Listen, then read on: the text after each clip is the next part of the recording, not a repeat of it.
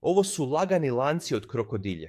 Lagane su jer su namijenjene za korištenje s osovinom od 6 mm ili 8 mm, što je osovina od 5/16 ili četvrtinča. I kao što možete vidjeti ovdje, imaju nastavke od wolframovog karbida s našim kroko dizajnom.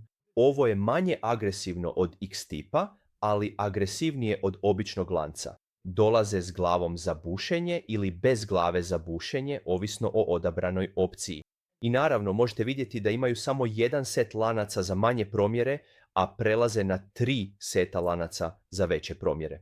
Također imamo i mini verziju ovdje, koja je zamišljena kao svojevrsni hibrid između kružnog lanca i običnog lanca. Sada ne preporučujemo korištenje ovih u PVC cijevima, ali ono što često kažemo je da kupci s više iskustva obično preferiraju korištenje krokolanca u PVC cijevi, jer ne drže lanac na jednom mjestu jako dugo. Uglavnom ga pomiču što je brže moguće.